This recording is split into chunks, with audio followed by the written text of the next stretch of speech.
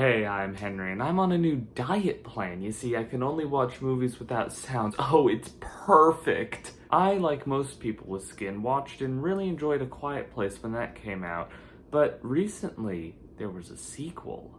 And I watched that sequel in theaters just the other day, and it was good, let me tell you.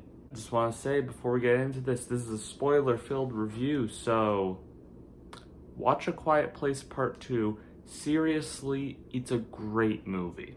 First thing I want to get out of the way with this movie is the pacing. This movie has just really nice pacing. The first one was nearly 4 hours long. It was nearly 3.5 hours or something like that.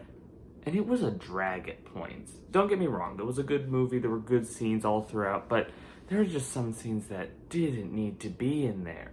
But this movie isn't like that. It is an hour and a half, and it is tense throughout, it is action-packed throughout, it is eventful throughout the whole movie. I really like that. Sometimes a movie doesn't have to be a 3.5 hour epic. It can just be an hour and a half of fun times with creatures that listen good.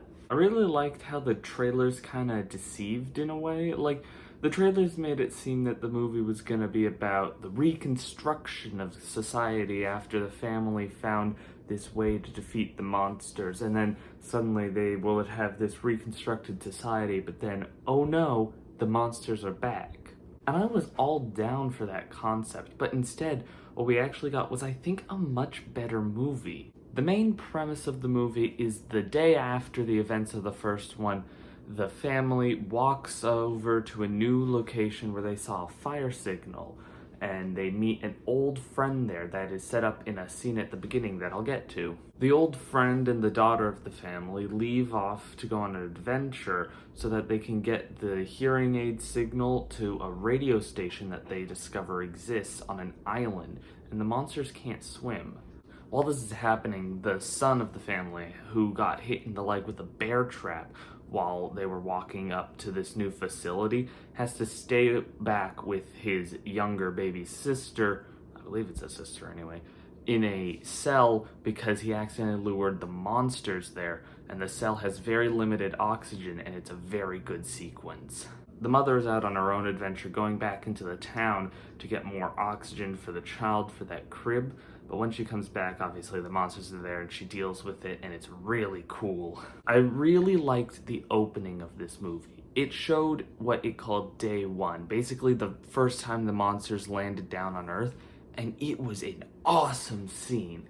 The family's out at a baseball game, they meet the friend, and then disaster. The monsters come and they're hiding in buildings and they're running around, and it looks so cool, and it's such a fun scene. And that sets up something for my favorite scene in the movie, the dive.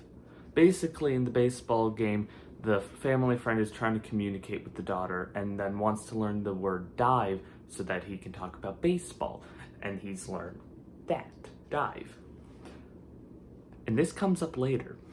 So there's a scene on the dock, my favorite scene in the movie, because it is so tense and so fun and so awesome. They're on the dock, and this ragtag, like, I want to say like Mad Max style out camp fishing congregation just comes out, ties the family friend in a noose attached to a bunch of bells and a net, and they kidnap the daughter and take the hearing aid. So he tells her to dive into the water. So he rings the bells, gets one of the guys, ties him up to the post, and then he jumps into the water as the monster comes and wrecks everything, and they get a boat to get to the island, and they have to go away quickly. It is super great. And then one of the best scenes happens at the end. Basically, they get to this island. The island is perfectly fine because there's no monsters there and they can't swim. They drown immediately, which really emphasizes the point that these monsters' weaknesses is water. So they get to the island and they're talking around, and then the family friend notices there's a boat there with a monster in it that drifted from the docks earlier. And it lets loose on this town. And it is the scenes in all the trailers where he's saying, "Get out of the way, get out of the way." And it is awesome.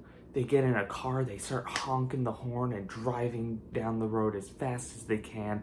They get to the station, And this really cool scene happens where it parallels between the son and the daughter walking up to the monster as the noise is playing on the radio or through the radio station, and they both kill one of the monsters each.